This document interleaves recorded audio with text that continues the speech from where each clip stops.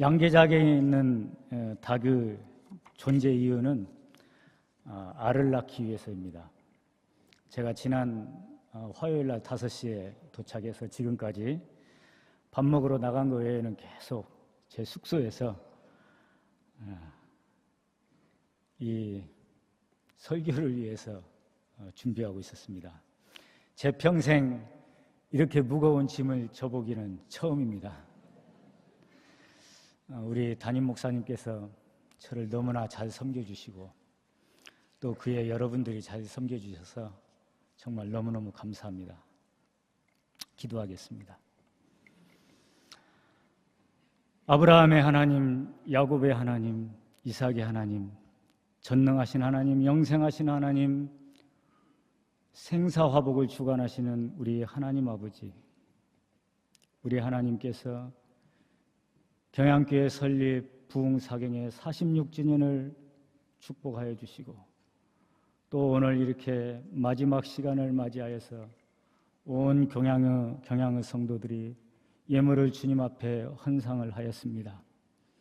하나님 아버지, 이 헌상된 예물 위에 우리 하나님께서 하늘 문을 여시고 마음껏 우리 하나님께서 복을 내려주셔서 새 희년을 맞이하여 새롭게 도약할 수 있는 큰 은혜와 복을 내려 주시옵소서. 이 시간에도 주의 말씀을 받기를 원합니다. 주의 성령님께서 각 사람의 마음을 주장하여 주셔서 큰 은혜가 있게 하여 주옵소서. 예수님 이름으로 기도하옵나이다.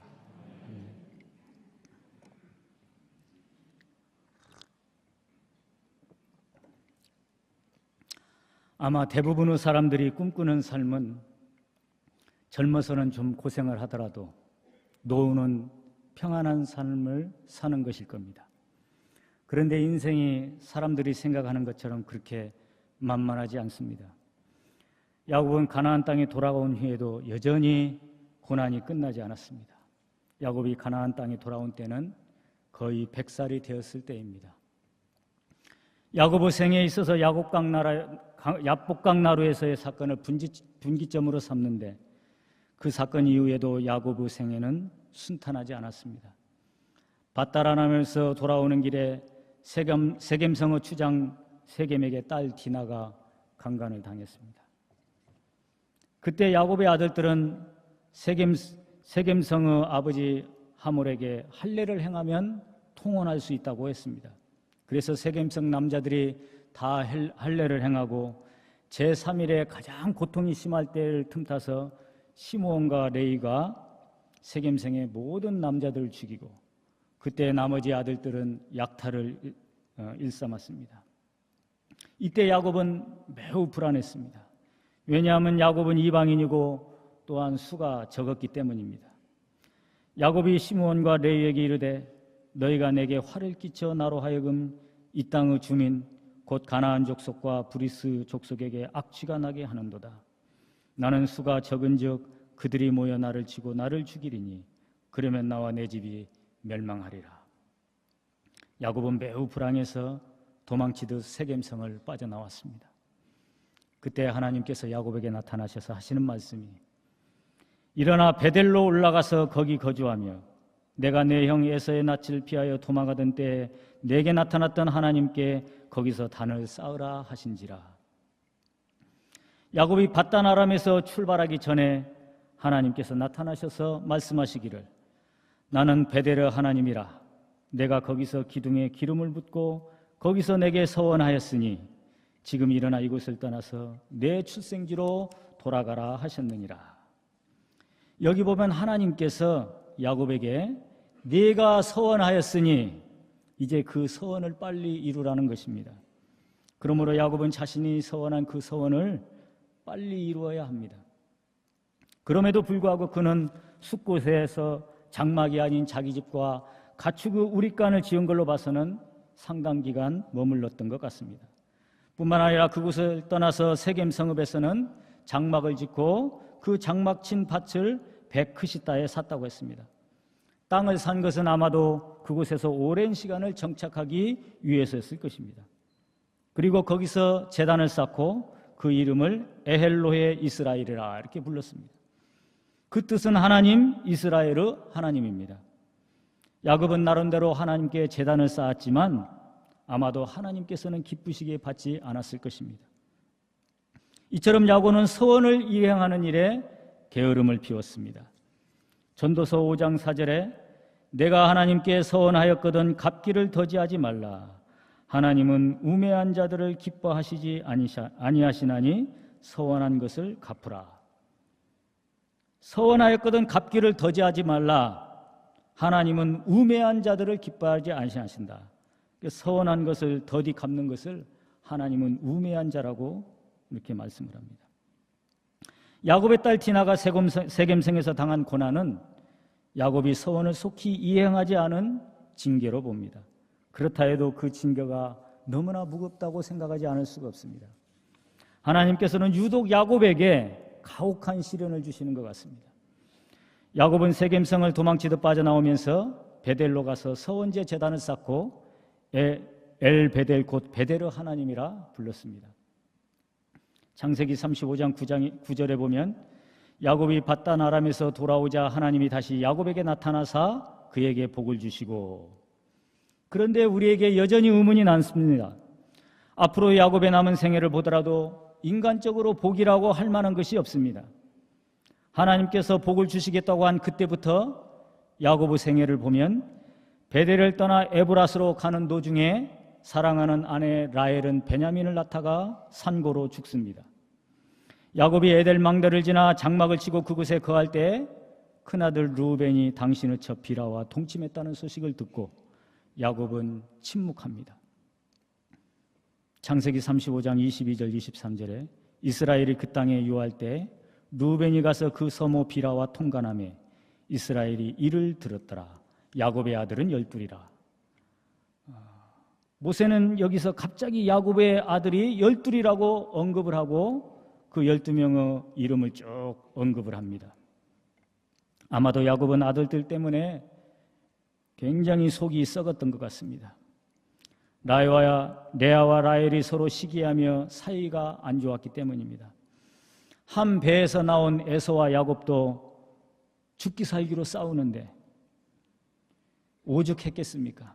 요셉이 형들에게 미움을 받은 이유도 형들의 잘못을 야곱에게 고자질했기 때문만이 아니라 사실은 배다른 형제였기 때문에 더 미움을 받았습니다. 야곱은 74명의 부인과 배다른 자녀들 때문에 많은 고통을 받았습니다. 야곱은 아버지 이삭이 살고 있는 헤브론에 돌아왔고 이삭은 180세에 죽습니다. 야곱은 형 에서와 함께 이삭을 장사합니다. 그리고 에서는 그 땅을 떠납니다. 왜냐하면 그 땅을 유업으로 얻을 주인인 야곱이 돌아왔기 때문입니다. 그때 요셉이 17세였는데 형들의 미움을 받아 애굽으로 팔려가고 야곱은 아들들로부터 짐승에게 찢겨 죽었다는 비보를 듣습니다.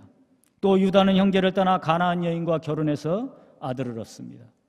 이 일은 아마도 야곱에게 상당한 근심이 되었을 것입니다.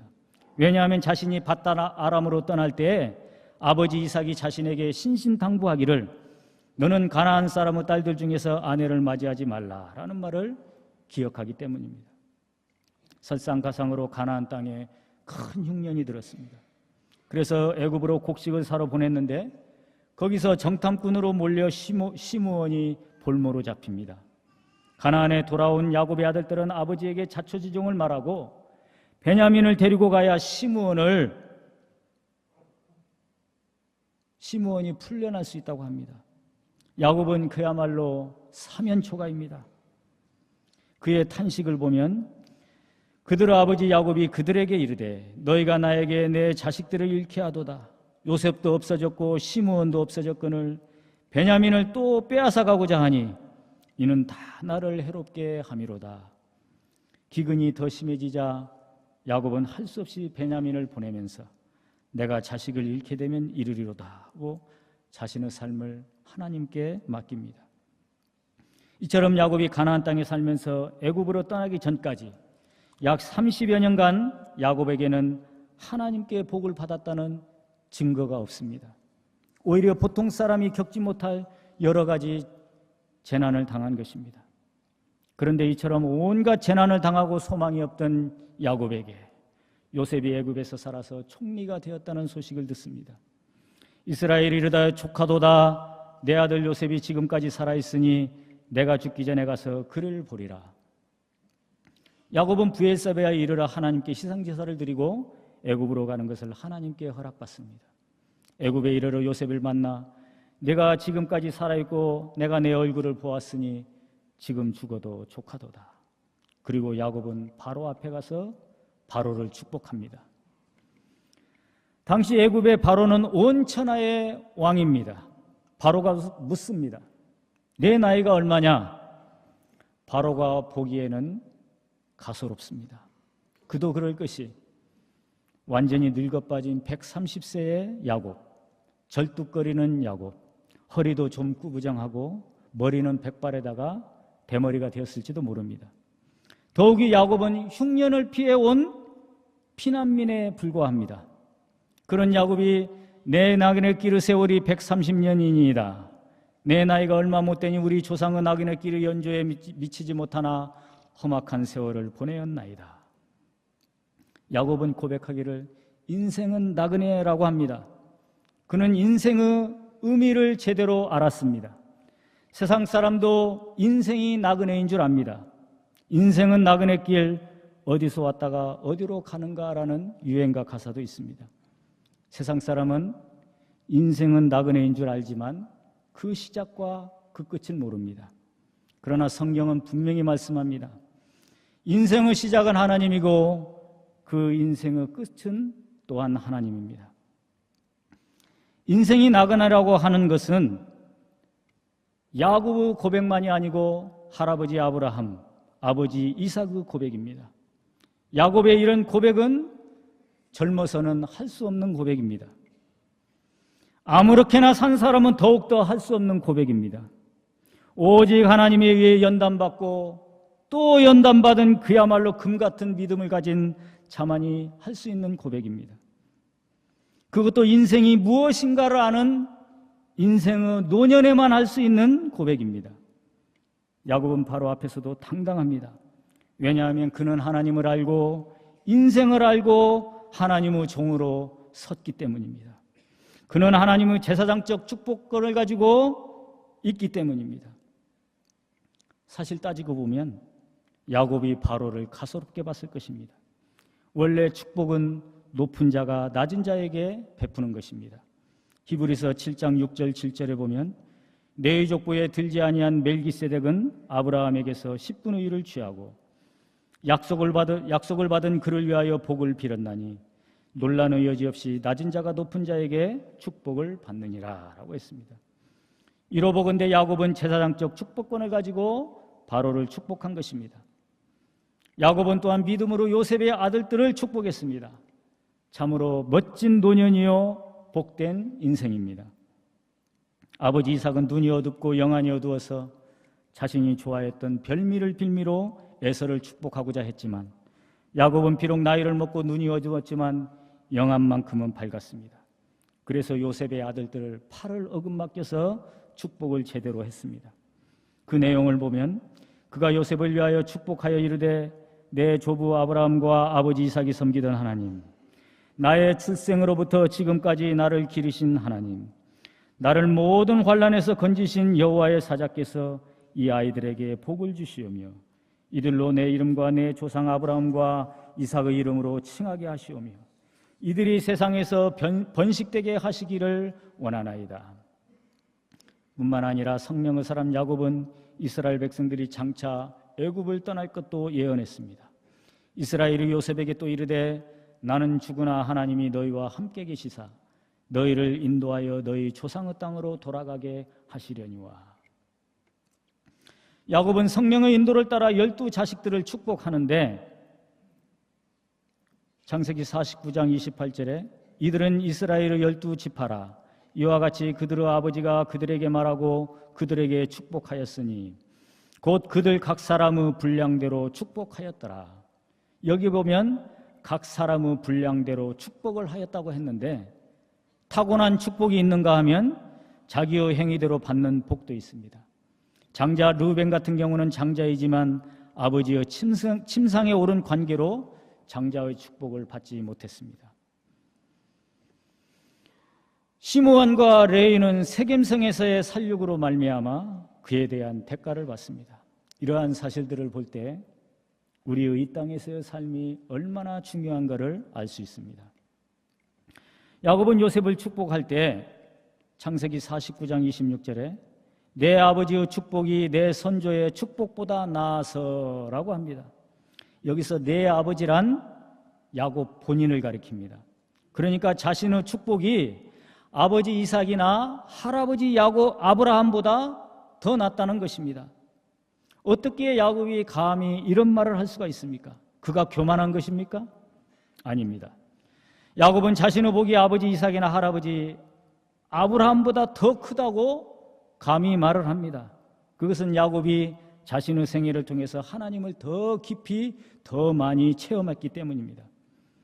과연 야곱이 아버지 이삭이나 할아버지 아브라함보다 더 받은 축복은 무엇입니까? 사라가 127세를 일기로 죽은 후에 아브라함은 후처를 얻었는데 그 당시 나이가 적어도 10살 차이 나이가 137세 정도 됐을 것입니다. 그렇게 한 40여 년 살다가 기운이 다하여 175세에 자기 열조에게로 돌아갔습니다. 이삭은 40세에 장가를 가서 60세에 야곱과 에서를 얻었습니다. 이삭이 나이 많아 눈이 어두워 잘 보지 못했을 때 에서가 만든 빌미를 먹고 그를 축복하고자 했습니다. 그때 그의 나이가 대략 135세 정도 됩니다. 그 이후로 그의 행적이 기록되지 못하다가 이삭이 180세에 늙어 기운이 다하여 자기 열조에게로 돌아갔습니다. 그런데 야곱은 이스라엘이 되고 이스라엘의 기초가 되었습니다. 147세에 자기의 할 일을 다하고 자기 백성에게로 돌아갔습니다. 성경 기록의 양을 보더라도 야곱의 이야기는 25장 후반부부터 요셉의 이야기와 겹치면서 창세기 49장에까지 등장을 합니다. 이 모든 것을 종합해 볼 때 야곱은 아버지 이삭이나 할아버지 아브라함보다 훨씬 더 많이 더 깊이 하나님을 체험했고 기운이 다하여 죽을 때까지도 자신의 할 일을 잘 감당하고 죽었습니다.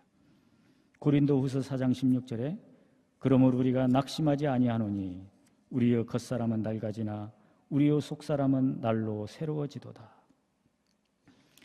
우리 모든 인생은 결국은 늙고 병들고 죽습니다. 이것이 우리 죄인된 인생의 운명입니다. 어느 누구도 이 운명을 피해갈 수가 없습니다. 그럼에도 불구하고 우리 그리스도인들은 다릅니다. 속사람이 있어서 더욱 날로 새로워지는 것입니다. 우리에게는 또한 내세가 있습니다. 이 모습을 야곱이 우리에게 잘 보여주었습니다. 이것이 바로 야곱이 받은 복입니다. 이것이 바로 성경이 말하는 진정한 복인 것입니다. 이스라엘은 침상머리에서 하나님께 경배를 했다고 했습니다. 여러분, 우리 모두는 하나님을 예배합니다. 매일 새벽에 나와서 예배드리는 분도 있고 적어도 일주일에 한 번 이상은 하나님을 예배합니다. 그리고 하나님을 아버지라고 부릅니다. 우리가 하나님을 예배하고 하나님을 아버지라고 부를 때 각 사람이 느끼는 그 감정과 뉘앙스는 천차만별일 것입니다. 각 사람의 하나님에 대한 지식과 믿음의 정도에 따라 다를 것입니다. 하나님을 깊이 알고 체험한 사람은 그저 많은 말을 하지 않더라도 머리를 숙이고 하나님 아버지 하고 그 이름만 불러도 눈물과 은혜가 쏟아지지 않을 수가 없습니다. 왜냐하면 굳이 내 사정을 일일이 알아지 않아도 하나님께서 다 아시기 때문입니다. 하나님께서 야곱에게 그러시잖아요. 라반이 내게 행한 모든 것을 내가 보았느니라. 이 말은 참으로 무서운 말입니다. 참으로 두려운 말입니다. 여러분, 하나님이 내 삶의 일거수일투족을 다 보고 있다는 말입니다. 그러니 어찌 놀라지 않을 수가 있습니까? 그러니 어찌 두렵지 않을 수가 있습니까? 이런 하나님 앞에서 어떻게 적당히 세상과 타협하며 살 수가 있겠습니까? 한 주간 삶 가운데 하나님을 의지해서 치열하게 영적 전투를 치른 사람은 주님의 집에 왔을 때 이미 은혜가 넘칩니다. 설령 영적 전투에서 졌을지라도 그 전투한 사실이 있기 때문에 또한 은혜가 있습니다. 그러나 전혀 하나님과 상관없이 내 욕심만을 위해서 한 주간을 산 사람은 교회에 와서 하나님께 할 말이 없습니다. 그저 자신의 소원이나 늘어놓고 머쓱하게 일어납니다. 받은 은혜는 없이 오직 기도했다라는 사실만 남습니다. 여러분, 하나님께서 당신의 택자에게 주시는 불가항력의 구원의 은혜는 거절할 수 없습니다. 그러나 우리가 일상에서 받는 하나님의 은혜와 축복은 나아가기에 달려 있습니다. 한 주간 하나님의 말씀을 붙잡고 치열하게 영적 전투의 삶을 산 사람은 주일날 강단에서 정당하게 선포되는 주님의 말씀에 은혜를 받지 않을 수가 없습니다. 신자가 하나님의 말씀에서 찔림을 받지 못하고 은혜를 받지 못하면 어디 가서 고침을 받고 은혜를 받을 수가 있단 말입니까? 그러므로 여러분, 주일에 주의 강단에서 주시는 말씀은 하나님께서 공적으로 교회에 주시는 말씀이요 또한 나에게 하시는 말씀임을 알아야 합니다. 하나님께서는 그 말씀을 통해서 당신의 교회를 이끌어 가시는 것입니다. 여러분, 저녁 노을이 그렇게 붉고 아름다운 이유는 한낮에 뜨겁게 타올랐기 때문입니다. 노병이 아름다운 것은 생사를 건 전투가 있었기 때문입니다.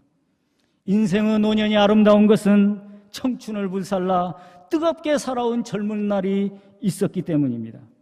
이렇게 산 사람은 늙어서도 인생을 반추할 내용이 있습니다. 또한 천국에 소망이 있습니다. 나 혼자만의 삶을 위해서 내 행복과 내 영광만을 위해서 산 사람이라면 무슨 회상할 지난 날이 있을 것이며 무슨 소망이 있겠습니까? 지난해 권경록 장로님께서 장로 은퇴를 하시면서 짧은 인사말을 하셨습니다. 그 내용 중에 우종선 장로님의 전도로 경양교회에 들어와 세례를 받고 집사 장력을 받고 장로로 근 30여 년을 섬겼다고 고백을 했습니다. 경양교회와 함께 인생을 바쳐서 하나님과 복음을 섬겼다고 고백했습니다. 이 고백 속에 참신앙인의 모습이 압축되어 있습니다. 이 고백이 어디 권 장로님 한 분만의 고백이겠습니까? 우리 원로 목사님은 말할 것도 없고 아마도 은퇴하신 경양교회 모든 장로님들 역시 동일한 고백일 것입니다. 또한 경양교회 모든 성도들의 고백이어야 합니다. 아멘 안 합니까? 저는 선교사입니다. 경양교회에 도움을 주기보다 오히려 도움을 받는 위치에서 하나님과 복음을 섬기고 있습니다. 경양교회는 제가 16년 동안 선교할 동안 한 번도 선교비를 늦게 보낸 적이 없고 오히려 성탄절에는 성탄 선물까지 보내주셨습니다. 고국에 계시는 저희 팔순 어머니에게 제가 못한 효도의 선물까지 챙겨주셨습니다. 그래서 저는 늘 빚진 마음입니다. 저는 경양교회와 성도들의 충성된 섬김과 기도로 오늘 여기까지 왔고 또 지금도 많은 도전을 받고 있습니다. 그로 인해서 선교사로 파송된 그날부터 지금까지 힘써서 교회를 섬기고 있습니다. 2005년 12월 2005년도 12월은 저에게 있어서 잊을 수 없는 달입니다. 성탄절을 며칠 앞두고 북쪽 마란형 선교지를 도망치듯 떠나왔습니다. 웬만하면 성탄절을 마치고 교회를 떠나야 하는데 그때에는 한시도 그곳에 있고 싶은 마음이 없었습니다. 군대 생활을 엄청 고달프게 한 사람들은 그쪽을 보고 오줌도 누지 않는다고 합니다. 저도 그때 그쪽을 보고 오줌도 누지 않겠다고 수없이 다짐했습니다. 너무나 많은 고통을 받았습니다. 제 아내는 그래도 포호를 하니까 좀 낫습니다. 그런데 저는 포호도 못합니다. 장로님들은 저의 발음을 트집 잡고 또 헌금이 줄었다고 닥달대고 사실 11조는 제가 장로님들보다 더 많이 했습니다. 사택에서 50여 미터 떨어진 곳에서 새벽녘까지 음악 소리가 크게 들립니다. 집에는 쥐들이 우글거립니다. 그 더운 날씨에도 에어컨도 없이 선풍기 한 대에 의지해서 살았습니다. 한국 교포들이 살고 있는 상파울로하고는 너무나 떨어져 있어서 아무에게도 선교 후원도 받지 못했습니다. 오직 경양교회에서 보내지는 선교비에 의지해서 새 교회 전도사와 우리 7 식구가 살아야 했습니다. 이 모든 환경이 저를 더 이상 그곳에 머물 수 없게 했습니다. 물론 이런 모든 것보다 그곳을 떠난 가장 큰 요인은 장로님들과의 갈등이었습니다. 왜냐하면 그곳 장로님들은 설교하기를 좋아합니다. 그런데 사역자가 없을 때에는 그분들이 수요 설교, 금요 설교, 주일 설교를 해왔었습니다. 그런데 제가 가니까 자신들의 존재감이 사라진 것입니다. 그래서 저를 핍박했습니다. 이런 핍박을 누구에게 하소연하겠습니까? 제 아내에게 하겠습니까? 못나게 비춰지겠죠. 집에서 가장이 지고 있는 책임은 아무리 부부 금슬이 좋아도 아내는 이해하지 못합니다. 마치 남자들이 여자들의 해산의 수고를 모르듯이 말입니다. 마찬가지로 목사가 목회하면서 받는 여러 고통은 아무도 이해하지 못합니다. 목사가 지고 가야 할 숙명인 것입니다. 부교역자가 아무리 많아도 담임 목사의 어떤 짐은 결코 나눌 수 없는 담임 목사만이 져야 할 짐이 있습니다. 상파울로에 내려왔는데 제가 선교부의 허락을 받고 왔지만 제 마음 한구석에 선교지를 버리고 왔다라는 자책감이 1년 이상 저를 괴롭혔습니다. 그런데 하나님께서는 그 일에 대해서 저를 책망하지 않으셨습니다. 1년 동안 기도하면서 제2의 선교지를 물색했습니다. 그리고 온 가족이 기도원에 가서 1일 금식 기도를 했습니다. 하나님께서 우리 가족의 모습을 보시고 은혜를 주셨습니다. 그래서 2007년 3월 18일에 개척을 했습니다. 그리고 또 얼마 후에 저희 처형 부부가 넉넉하지 않은 생활 가운데서도 25,000불을 주고 땅을 사주셨습니다. 2007년도 7월에 원로 목사님께서 남미 선교대회차 브라질에 오셔서 저희 선교지를 둘러보시고 교회 부지에 가셔서 축복 기도를 해주셨습니다. 그때 원로 목사님께서 교회를 버리고 오면 어떻게 하나 하시고 더 이상 저를 책망하지 않으셨습니다. 부활하신 주님께서 베드로에게 오셔서 다시 내 양을 치라는 주님의 음성으로 들렸습니다. 그리고 건축비로 3만 불을 약조하셨습니다. 그래서 그해 1층은 사무실, 2층은 교회로 설계해서 건축을 시작했는데 완공하기에는 턱없이 부족했습니다. 교회를 완공해야 하는데 어떻게 합니까? 누군가 버린 건축 쓰레기 더미를 뒤지면서 쓸만한 목재가 있으면 차에 싣고 교회로 갔습니다. 이런 노력을 하나님께서 보시고 도와주셨습니다. 어느 날 쓰레기 더미에서 목재를 추려서 차에 싣는데 어떤 한국분이 지나가시면서 뭐 하려고 그렇게 나무를 줍느냐고 물어보시길래 지금 교회를 짓고 있는데 나무가 필요해서 그렇습니다. 그랬더니 그분이 100만 원을 헌금해 주셨습니다. 나중에 알고 봤더니 장로님이셨어요. 참 아무나 장로가 되는 게 아니구나. 이제 완공을 해야 하는데 그래도 많이 부족했습니다. 그런데 어느 날 피아노를 판다고 하는 광고를 보고 그 집을 찾아갔습니다. 얘기를 나눠준 게 우리가 선교사인 줄 알고 그냥 피아노를 거저 주셨습니다. 그리고 그분이 옷 장사를 하는데 연말 정사를 하시고서 10,000불 정도를 헌금해 주셔서 1층 공사를 완공할 수가 있었습니다. 이렇게 2008년 7월 1층 공사를 마치고 8월에 입당 예배를 드렸습니다. 그런데 예배당이 사무실로 설계되었기 때문에 매우 비좁았습니다. 한 50여 명 앉으면 꽉 찹니다. 그래서 2012년에 설교대로 2층 공사를 시작했습니다. 그렇게 시작을 할 수 있었던 이유는 제 아내가 2011년부터 직장 생활을 하면서 교회 건축을 위해 저축을 했기 때문입니다. 제 아내가 직장 생활을 한 때부터 저는 전업주부가 되어야 했습니다.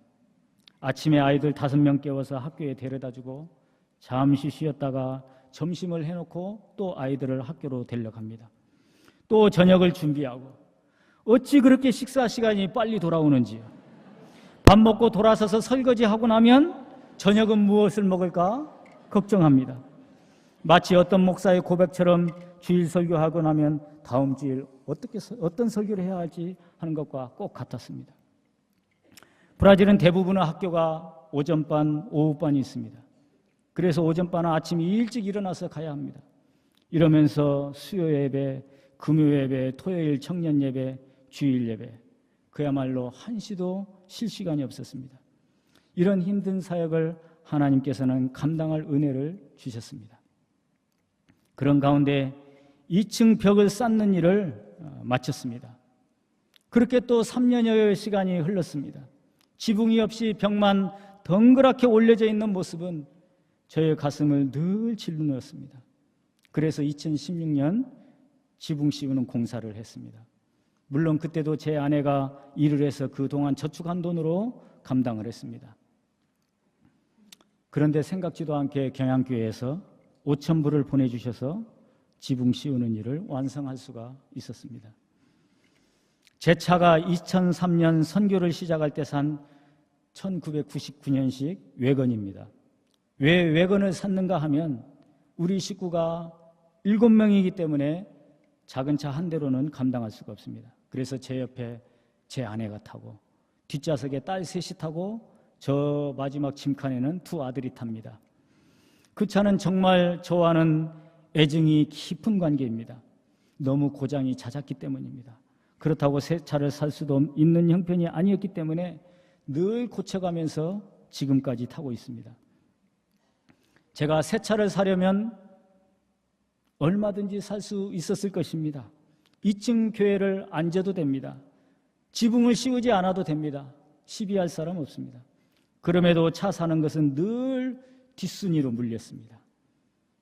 애들이 어렸을 때는 저 뒷좌석에 뒷칸에 탔는데 재작년부터는 컸다고 이제 안 탑니다. 작년 9월에 갑자기 교회 완공을 더는 미루어서는 안 되겠다라는 생각이 밀려왔습니다. 마침 어떤 성도가 1,500만 원을 건축헌금으로 주셨습니다. 물론 이 돈으로는 어림도 없습니다. 교회를 완공하려면 적어도 1억 원은 있어야 합니다. 왜냐하면 교회 규모도 규모지만 브라질이 인건비와 자재비가 많이 올랐기 때문입니다. 그런데 제 손으로 교회를 짓는 것이 하나님의 뜻인가 봅니다. 거의 한 1년여 전에 어떤 지인이 식품점을 운영해 보라고 하면서 저에게 식품점을 딱 맡기셨습니다.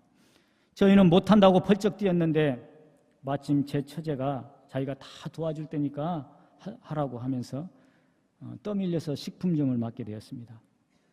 그래서 식품점을 하면서 은행 융자를 받아 지금 교회를 짓고 있습니다. 많이 부족합니다. 그런데 하나님의 은혜가 있었습니다. 제 아내가 다니는 회사가 상파울루에서 한 150km 정도 떨어진 현대자동차 공장이 있는 피라시카바라는 도시입니다. 아내의 회사 사무실이 그곳에 있기 때문에 아내가 매주 한 번씩 그곳에 가야 합니다. 그런데 가는 길에 그곳에서 한국 기술자들 상대로 게스트하우스 하는 분들과 또 그곳에 사는 한국 분들에게 식품을 배달하는데 150km니까 한 2시간 걸립니다. 거기 가려면. 그리고 거기에 사는 사람들에게 배달을 하려면 집집마다 배달을 하는데 거의 한 2시간 이상이 걸립니다. 그러면 어떤 때는 저녁 9시, 저녁 10시가 되어야 배달이 끝납니다. 그 모습을 본 회사 사장님들이 왜 그렇게 열심히 일을 하느냐고 물어보았다고 합니다. 그래서 우리가 교회를 짓는데 지금 돈이 필요해서 그렇다고. 그랬더니 교회 다니는 어떤 사장 집사님께서 건축자재를 한 800만 원어치를 거저 주셨습니다. 또 어떤 전기공사 사장님은 우리 교회의 모든 전기공사를 무료로 다 해주셨습니다. 또 어떤 분은 건축자재를 아주 원가에 주셨습니다. 아직도 완공하려면 많이 부족하지만 하나님께서 저에게 할 수 있는 힘을 주셨으므로 힘써 감당하려고 합니다. 이것도 하나님께서 저에게 주신 은혜요 축복이라고 생각합니다. 제가 이곳 브라질 선교사로 온 지 16년이 되었습니다. 정말 정신없이 지내온 시간이었습니다. 안식년은 꿈도 꿀 수 없었고 어느새 뒤돌아보니 아이들도 다 커 있었습니다. 너무 바쁘게 살다 보니 아이들하고 공유할 추억은 없지만 그래도 아이들이 믿음 안에서 잘 자라주어서 감사합니다. 우리 큰딸 미시리는 지난해 1월 미국에서 결혼해서 살고 둘째 시내는 회계회사에 다니고 셋째 하림이는 삼수 후에 올해 상파울루 주립대학교 치과에 합격해서 대학교 다니고 있고, 넷째 요한이는 지금 공대 3학년입니다. 막내 선우가 고3입니다. 아이들이 한국말을 잊어버리지 않도록 주일 오전에는 교포교회에 보내서 봉사하게 하고, 오후에는 저희 선교지교회에서 교사로 반주자로 찬양 인도자로 훈련을 받다 보니 신앙도 잘 자랐습니다. 그리고 이제는 학교 다니면서 식품점을 도와주면서 인생 수업을 잘 받고 있습니다. 사랑하는 성도 여러분, 야곱은 자신의 인생이 그렇게 고난으로 점철되리라고는 꿈에도 생각하지 못했을 것입니다. 자신의 인생이 이스라엘로 바뀌리라고는 상상도 못했을 것입니다. 만약 야곱 자신이 자신의 인생을 계획하고 살았다면 그는 이스라엘이 되지 못하고 야곱으로 생을 마쳤을 것입니다. 그런데 그가 하나님의 손에 붙잡혀서 하나님과 동행하는 삶을 살자 위대한 이스라엘이 되었습니다. 오늘날 신자들조차도 지나치리만침 자신의 인생을 하나님의 손에 맡기지 못하고 자신이 좌지우지하려고 하는 사람이 많습니다. 이것은 참으로 어리석은 생각입니다. 하나님께서 우리 인생을 운전하시도록 하나님께 맡겨야 합니다. 하나님의 말씀에 순종해야 합니다. 자신의 무지와 어리석음과 죄를 고백하고 매 순간마다 하나님의 도우심을 구하면서 겸손히 하나님 나라와 교회를 섬겨야 합니다. 신자의 정체가 무엇입니까? 주님의 몸된 교회의 지체입니다.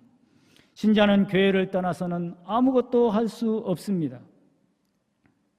나는 포도나무요 너희는 가지니 너희가 나를 떠나서는 아무것도 할 수 없다라고 하는 주님의 말씀입니다. 여러분들의 삶이 주님의 몸된 교회와 동행하시기 바랍니다. 부디 경양교회의 희년맞이 비전이 여러분들의 비전이 되시기를 바랍니다. 그렇게 살다 보면 자신도 모르게 어느새 지난 세월을 회고할 수 있는 멋진 인생과 그렇게 아름다운 노년을 맞이하게 될 것입니다. 이런 은혜가 우리 모두에 있기를 주님의 이름으로 축원합니다.